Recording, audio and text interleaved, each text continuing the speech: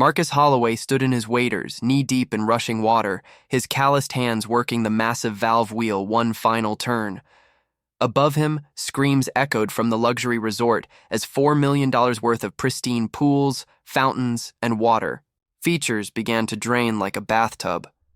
The same hands that had built bridges for 30 years were now unleashing a flood of justice. 24 hours ago, he'd been a respected engineer. Now, watching the Pinecrest Homeowners Association's crown jewel transform into empty concrete shells, Marcus felt something he hadn't experienced since his daughter's accident. Pure, undiluted satisfaction. They'd demolished his memorial bridge, without warning. Now it was his turn to tear something down.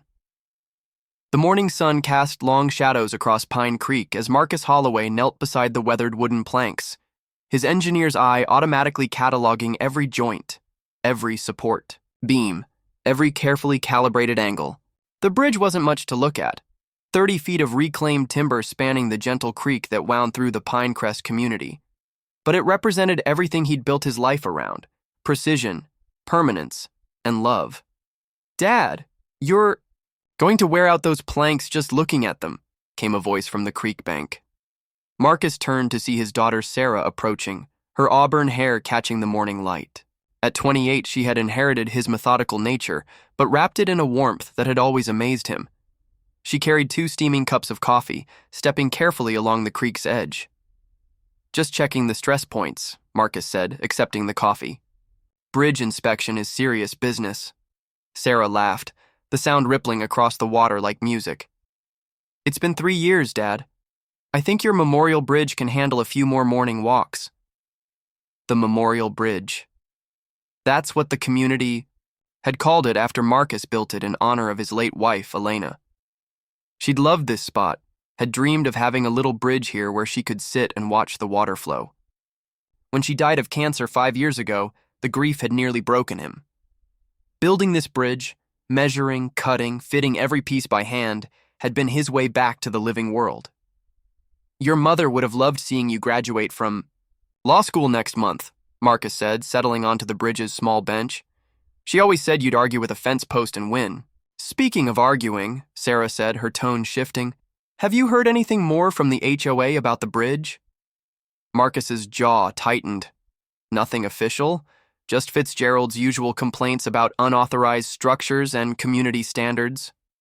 Richard Fitzgerald. The name left a bitter taste in Marcus's mouth. The HOA president had moved to Pinecrest 6 months ago, arriving with his silver BMW, his perfectly pressed suits, and his absolute certainty that he knew better than everyone else how their community should look. He'd transformed the monthly HOA meetings from sleepy affairs into interrogations, nitpicking everything from mailbox colors to lawn height. "He can't just tear it down, can he?" Sarah asked. "I mean, you got permission from the county. The environmental impact study was approved. Everyone in the community loves it. Everyone except Fitzgerald." Marcus watched a family of ducks paddle beneath the bridge. He says it's an eyesore that doesn't match his vision for the community. His vision? The Pinecrest Resort and Spa. Marcus couldn't keep the disgust from his voice. $4 million of pools, fountains, and landscaping. "Going to put us on the map," he says. "Bring in tourism revenue." Sarah frowned. "But this is a residential community. People moved here for the quiet, the nature." Try telling that to Fitzgerald. He's got half the board convinced that his resort will boost property values. The other half are too intimidated to argue. They sat in comfortable silence, watching the creek flow beneath them. This was their ritual.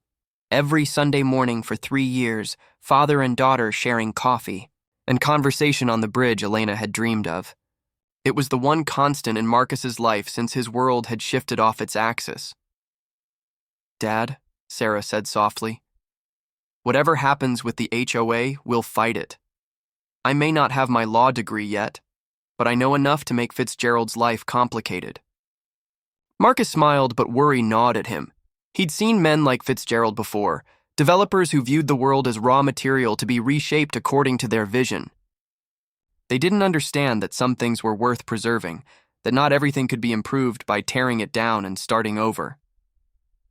His phone buzzed. A text message from his neighbor, Mrs. Chen. Emergency HOA meeting tonight. 7 p.m. Mandatory. Attendance. What is it? Sarah asked, reading his expression. Emergency meeting. Marcus showed her the message. On a Sunday night. That's not normal. Maybe it's about the street repaving project. But Marcus knew better. In 30 years of engineering, he'd developed an instinct for when systems were about to fail. The signs were always there if you knew how to read them. Increased pressure, unusual vibrations, subtle shifts in the foundation. He'd been seeing those signs in the HOA for weeks. That evening, the community center buzzed with confused chatter.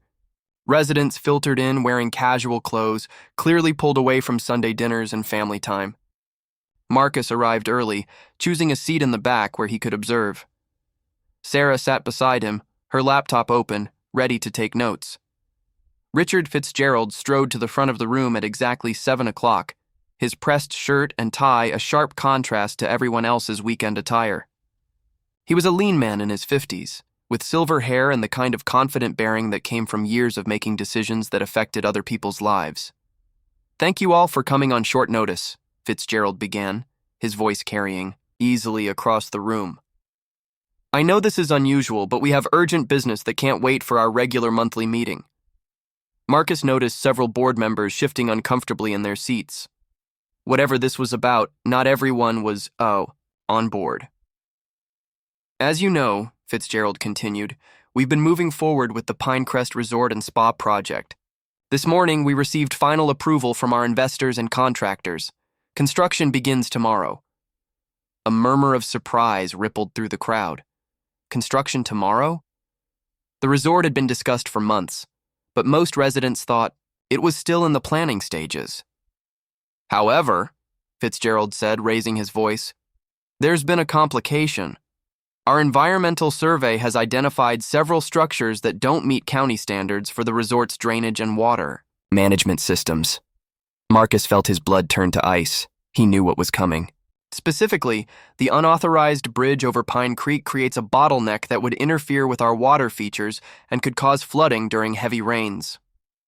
For the safety of the community and the success of our resort project, the bridge must be removed. The room erupted, voices raised in protest, questions flying from all directions. Mrs. Patterson, who lived next to the creek, stood up. That bridge has been there for 3 years. It's never caused any flooding. The environmental report is very clear, Fitzgerald replied smoothly. The bridge restricts water flow by 37%. That's unacceptable. Let me see this report, Sarah said, standing. As a law student and a resident, I have the right to review any documentation before a vote. Fitzgerald's smile was cold. I'm afraid there's no time for extended review. The contractors begin work at dawn, and any delay will cost the community thousands of dollars. You can't just destroy someone's property without proper notice, Marcus said, rising to his feet. That bridge was built with county permits. It's a memorial to my wife. I understand your emotional attachment, Mr. Holloway, but emotion doesn't trump safety and community welfare. The bridge is being removed tomorrow morning at 8 a.m. This is not up for debate. The words hit Marcus like a physical blow. Not up for debate. Elena's memorial, the bridge that had saved his sanity, the place where he and Sarah shared their most precious moments, gone. Just like that. You can't do this, he said, his voice barely controlled. I'll get an injunction. You'll do nothing, Fitzgerald interrupted. Check your HOA agreement, Mr. Holloway. Section 15, subsection C, the board has the right to remove any structure deemed hazardous to community welfare. Your signature is on that agreement. Marcus felt the room spinning. He'd signed that agreement 10 years ago when he bought the house, back when the HOA was run by neighbors who cared about the community. He'd never imagined it would be weaponized against him. Dad, Sarah whispered, gripping his arm. We'll fight this. There has to be something. The meeting is adjourned, Fitzgerald announced. Thank you all for your understanding. Mr. Holloway, I suggest you remove any personal items from the bridge area before morning. As the crowd dispersed, most residents avoiding eye contact with Marcus, he stood frozen in place. 30 years of building, of creating things that lasted, of believing that good work and honest intentions were enough to protect what mattered. He was wrong. At dawn the next morning, Marcus stood on his deck, coffee growing cold in his hands, watching a crew of workers unload chainsaws and sledgehammers from their trucks. The bridge, Elena's bridge, sat peaceful in the morning mist, unaware of its coming destruction. Sarah joined him, her eyes red from a sleepless night of researching legal options. Dad, I'm sorry, without time to Marcus spent the next 3 days in his home office, surrounded by blueprints, county records, and environmental surveys that he'd pulled from 30 years of professional contacts. Sarah had returned to law school, but she called every few hours, still researching legal remedies that they both knew would take months to materialize. The Pinecrest Resort construction site hummed with activity. From his deck, Marcus could see the army of workers reshaping the landscape, according to Fitzgerald's vision. Massive concrete forms rose from the earth like the bones of some prehistoric beast.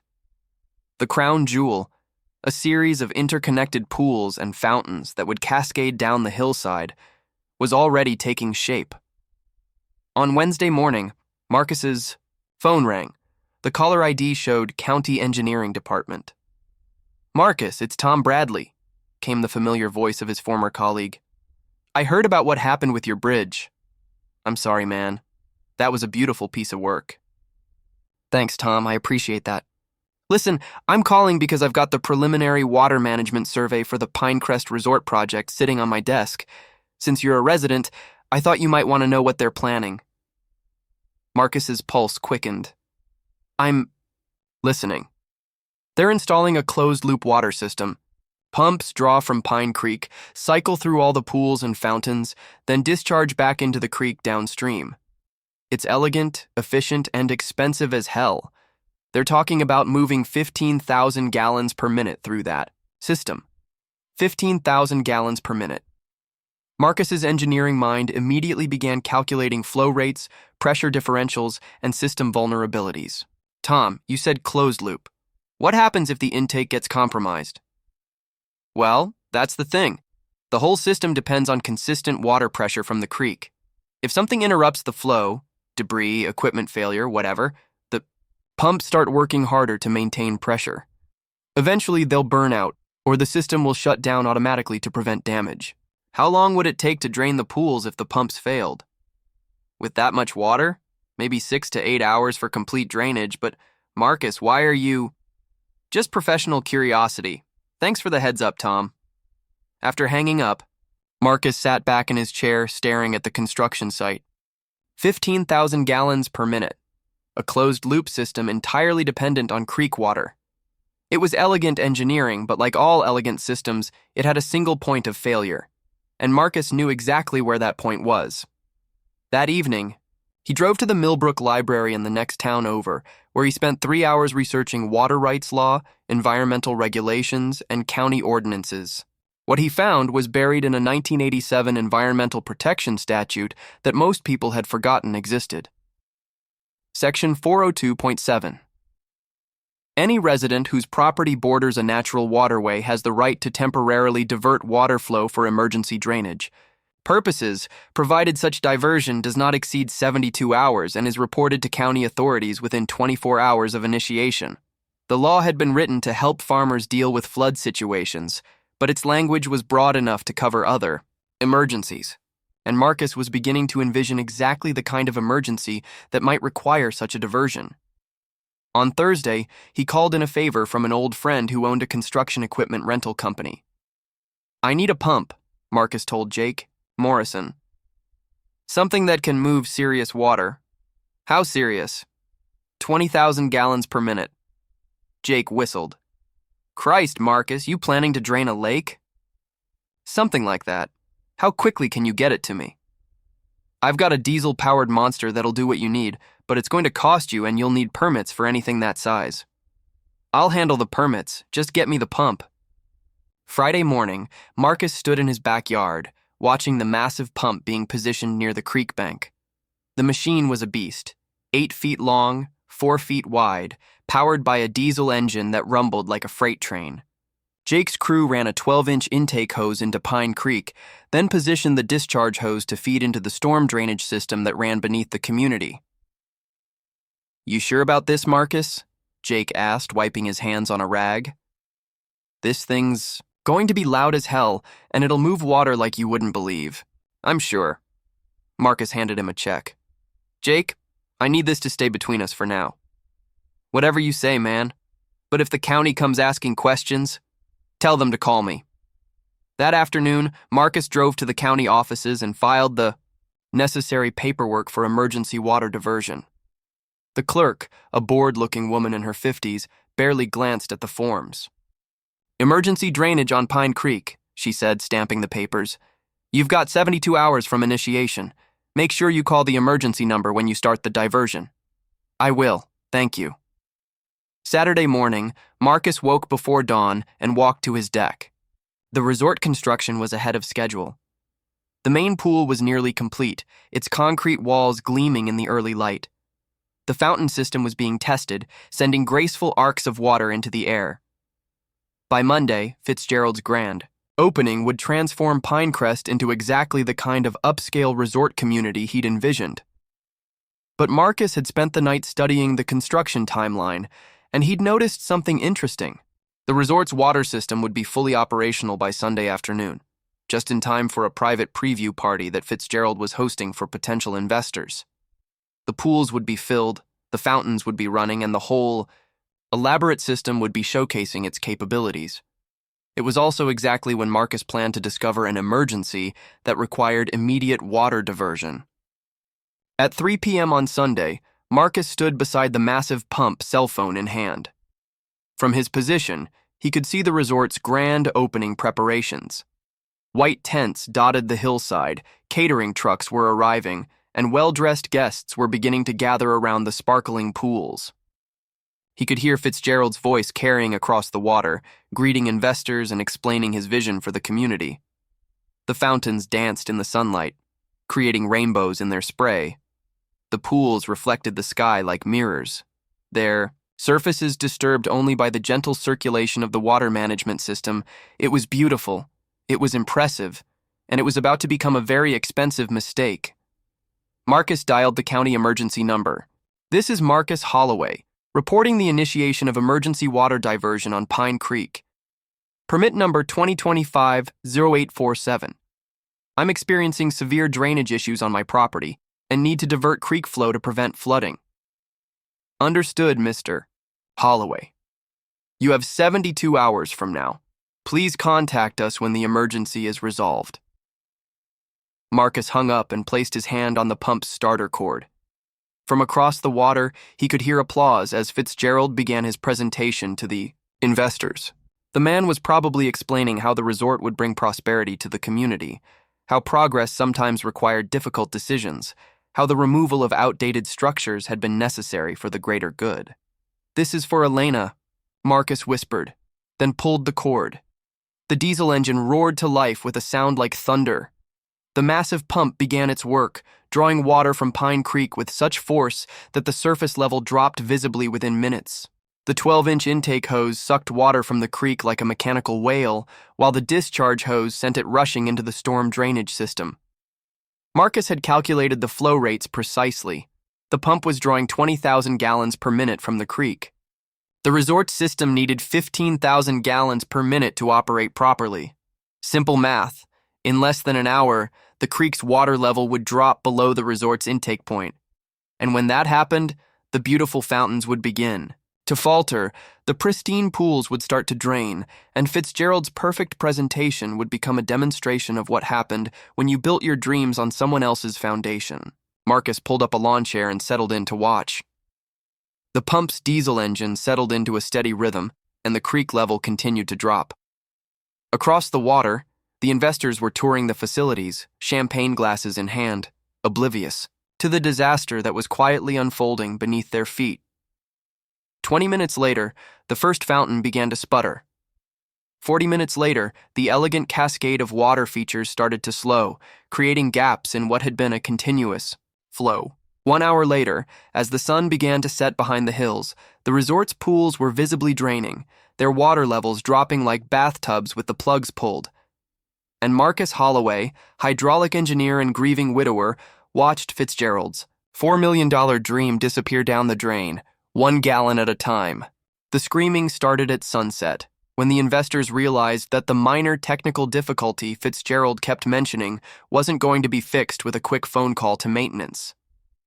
By the time the first emergency vehicles arrived, drawn by reports of flooding and equipment failure, the resort's pools were empty concrete shells, and its fountains were dry monuments to hubris. Marcus sat in his chair listening to the chaos and smiled the first genuine smile he'd felt since Elena's death.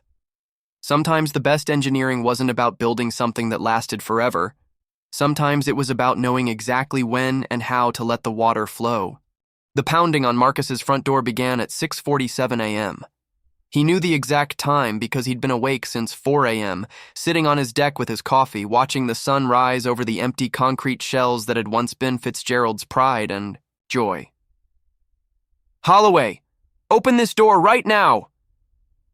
Marcus took his time walking to the front door, passing through the living room where Elena's photographs still watched over him from the mantel. He could hear multiple voices outside, Fitzgerald's rage-filled shouts mixing with other HOA board members trying to calm him down. When Marcus opened the door, he found himself face-to-face with Richard Fitzgerald, whose perfect composure had cracked like a dam under pressure. The man's silver hair was disheveled, his shirt wrinkled, and his eyes burned with a fury that bordered on hysteria. "You son of a bitch," Fitzgerald snarled, stepping forward.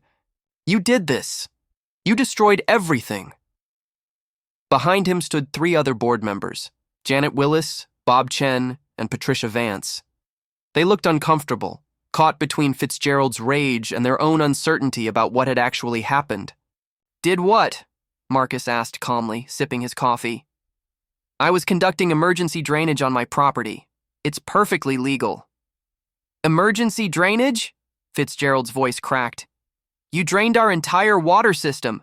$4 million of infrastructure." "Do you have any idea what you've done?" "I know exactly what I've done," Marcus replied, meeting Fitzgerald's eyes. "I exercise my legal right to protect my property from potential flooding. The same right you should have considered before you demolished my bridge. Your bridge was an illegal obstruction. My bridge was a permitted structure that had been standing for 3 years without incident. Your environmental report was fabricated to justify its removal." Janet Willis stepped forward, her voice shaking. "Marcus, please, the investors are furious. They're talking about pulling out of the project entirely. The whole community will suffer." "The community is already suffering," Marcus said. "Suffering from the decisions of a board that's forgotten what community actually means." Fitzgerald pushed past Janet, his face inches from Marcus's. "You think you're clever? You think this is over? I'll sue you for everything you own. I'll have you arrested for sabotage, for exercising my legal rights." Marcus pulled out his phone and showed them a photo of his county permit. "Emergency water diversion properly filed and approved. I reported the initiation exactly as required. Everything I did was completely legal." Bob Chen, who had lived in Pinecrest for 15 years, cleared his throat. "Marcus, even if it was legal, surely you could have found another way to..." "Another way to what, Bob? Another way to watch my wife's memorial get destroyed by a man who's been here 6 months and thinks he owns the place?" Marcus's voice hardened. "Tell me, Bob, when Fitzgerald came to you with his plan to tear down the bridge, did you ask him for the environmental report? Did you demand to see the actual data that supposedly justified destroying a structure that the whole community loved?" Bob's silence was answer enough. Patricia Vance, the eldest board member, spoke up. "Marcus, we all respected Elena. We all understood what that bridge meant to you. But Richard presented compelling evidence that..." "Richard presented lies," Marcus interrupted. "There was no environmental report. There was no engineering study. There was just a man who wanted to reshape this community according to his vision, and a board too intimidated to ask the right questions." "You can't prove that," Fitzgerald snapped. Actually, I can. Marcus pulled out a manila folder. I've spent the last 3 days doing what you should have done before you approved the bridge's demolition. I contacted the environmental consulting firm allegedly responsible for the report. They have no record of any study conducted on Pine Creek. I reached out to the county engineering department. They were never consulted about water flow issues. I even called the construction company that demolished my bridge. They were told it was routine removal of an unpermitted structure. The board members exchanged uncomfortable glances. Fitzgerald's face had gone pale. You fabricated the entire justification, Marcus continued. You lied to the board, you lied to the community, and you destroyed something precious to serve your own ambitions. Even if that's true, Janet said desperately, what you did last night has destroyed months of work. The investors are talking about lawsuits. The construction company is demanding additional compensation for the delays. The insurance company is investigating whether this was sabotage. It wasn't sabotage, Marcus said. It was physics. When you remove a structure that regulates water flow, you create new dynamics in the system. I simply demonstrated what those dynamics look like under stress. Fitzgerald stepped back, his businessman's instincts finally overriding his rage. You planned this. From the moment we tore down your bridge, you planned this whole thing. I plan to protect my property rights, Marcus replied. If that planning happened to coincide with your grand opening, well, that's just good timing. This isn't over, Fitzgerald said, but his voice lacked its earlier fire. The board will meet tonight. We'll find a way to remove you from this community. You'll do nothing, Sarah's voice cut across the morning air. Marcus turned to see his daughter approaching, dressed in a sharp business suit and carrying a briefcase. She looked like a lawyer, even though she wouldn't graduate for another month. Sarah, Marcus said, surprised. I thought you had classes today. I took the week off, she replied, joining him at the door. I've been busy documenting Dad's case for the lawsuit we're filing against the HOA. The board members stiffened. Fitzgerald took a step back. What lawsuit? Patricia asked. Sarah opened her briefcase and pulled out a thick document. Violation of due process in the removal of a permitted structure, destruction of property without proper notification, fraud in the presentation of fabricated environmental reports, and intentional infliction of emotional distress through the destruction of a memorial. You can't sue the HOA, Fitzgerald protested. The bylaws clearly state that the board must act in good faith and follow proper procedures, Sarah interrupted, neither of which happened in this case. We have documentation proving that no environmental study was conducted, no engineering report was filed, and no proper notification was given before the demolition. She handed copies of the lawsuit to each board member. You have been served. The HOA's insurance company will be very interested to learn that they're now liable for the fraudulent actions of their board president. Marcus watched Fitzgerald's face cycle through anger, fear, and calculation. The man was a developer, used to dealing with legal challenges, but he'd clearly never expected to face consequences for his actions in what he'd assumed was a small community pond. This is ridiculous, Fitzgerald said, but his voice was less certain now. You can't prove fraud. You can't prove... We can prove everything, Sarah said calmly. And, more importantly, we can prove that your resort project was built on illegally obtained approvals. When the county discovers that you demolished a permitted structure based on fabricated reports, they'll be very interested in reviewing all of your permits and approvals. The color drained from Fitzgerald's face. Marcus didn't need to be a lawyer to understand what that meant. If the county revoked the resort's permits, the entire project would be shut down. What do you want? Fitzgerald asked quietly. Sarah smiled, and Marcus saw Elena's steel wrapped in velvet. We want the bridge rebuilt, exactly as it was, using the original materials that are currently stacked in the community maintenance yard. We want a formal apology from the board for the illegal demolition, and we want Richard Fitzgerald to resign from the HOA board, effective immediately. That's impossible, Janet protested. The investors will be lucky if they don't lose everything, Sarah replied. Because if this Lawsuit proceeds. It won't just be about one bridge. It will be about a pattern of fraud and misconduct that jeopardizes every aspect of the resort project. Marcus watched the board members absorb this information. Janet and Patricia looked stricken. Bob Chen was studying his shoes. Even Fitzgerald seemed to be grasping the magnitude of his situation. You have 48 hours to decide, Sarah continued.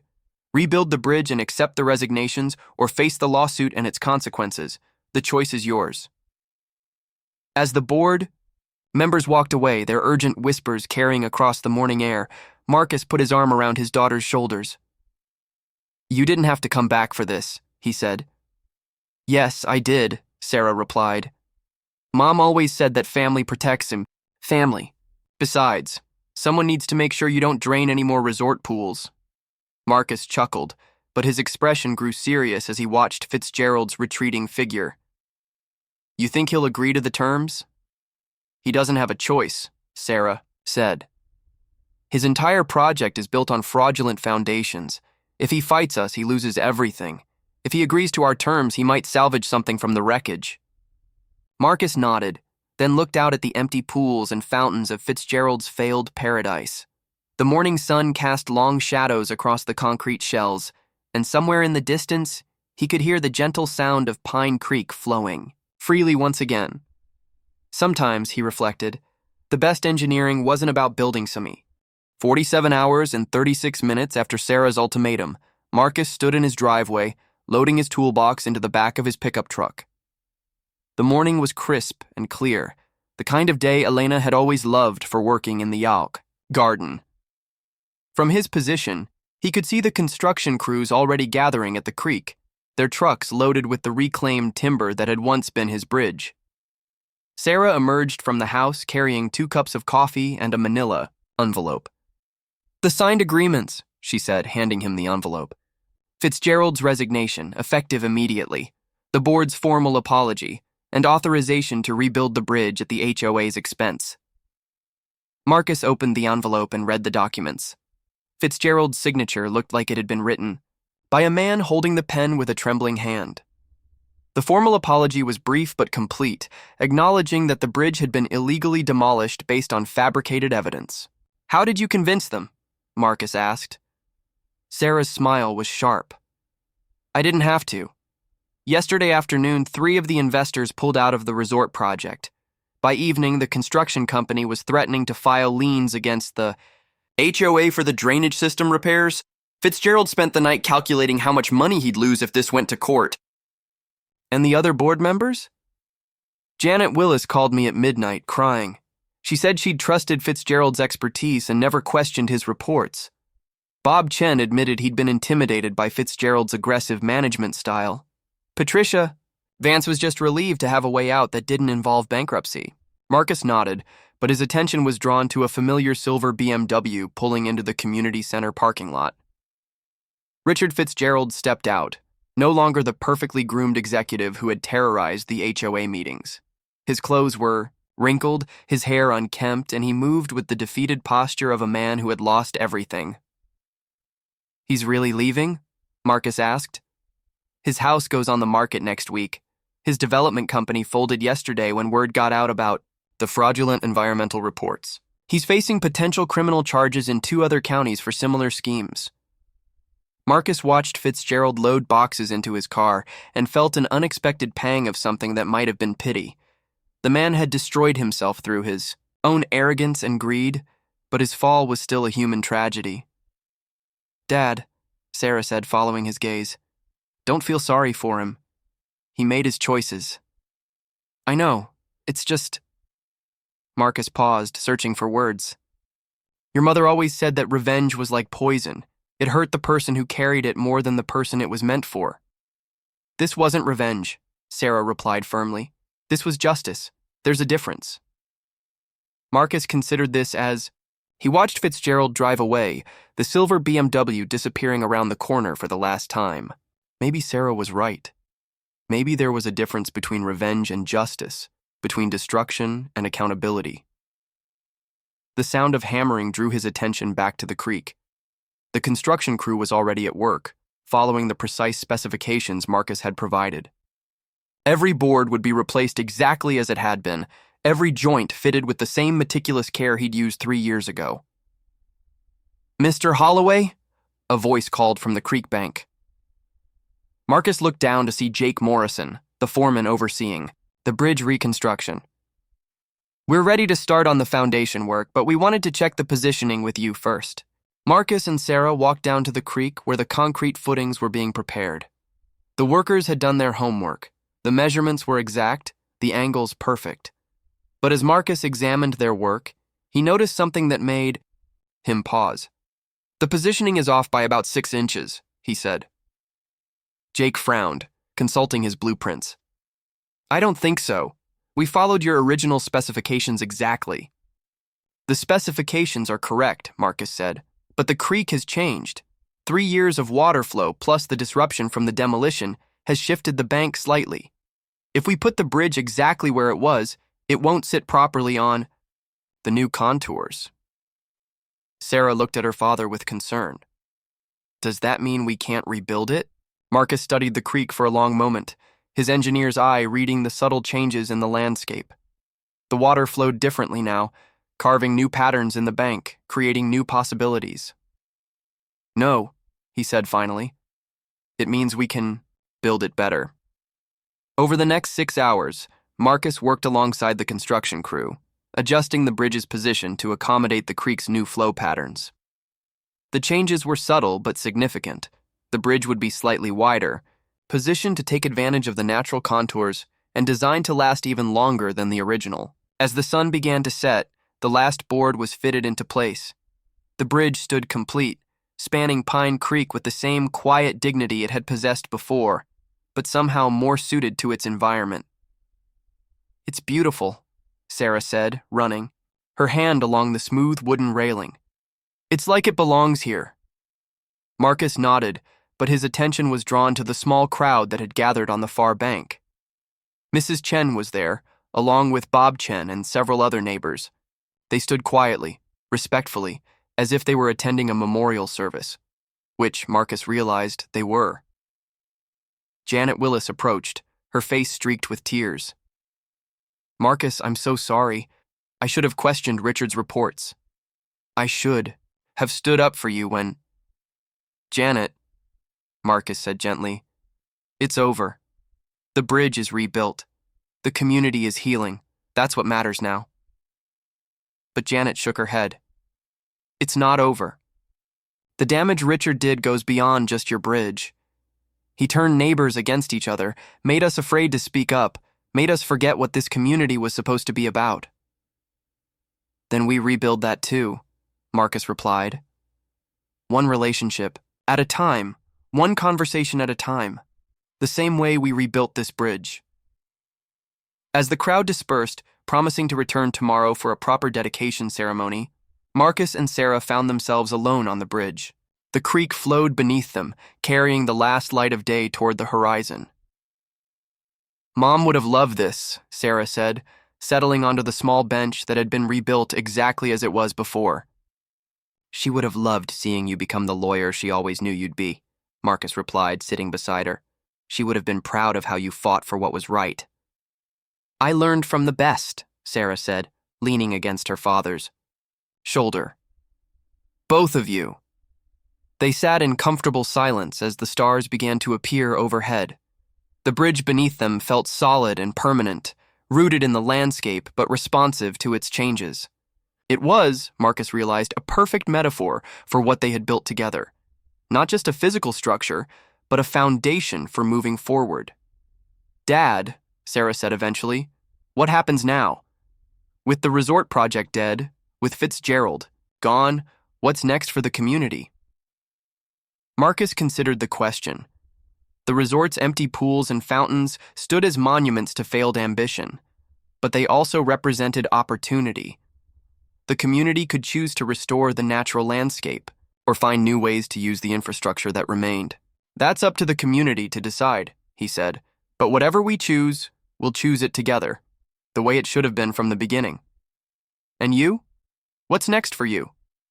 Marcus looked out at the creek, remembering the morning 3 years ago when he'd first envisioned a bridge in this spot. Elena had been gone for 2 years then, and the grief had seemed insurmountable. Building the bridge had been his way of creating something beautiful from his pain, something that honored her memory while serving the living. Now, having fought for the bridge and won, he felt a different kind of peace. The structure beneath him was more than wood and concrete. It was proof that some things were worth fighting for, that community and love and memory could triumph over greed and ambition. "I think I'll keep building bridges," he said finally. "Not just physical ones, the kind that connect people, that help communities remember what they're supposed to be about."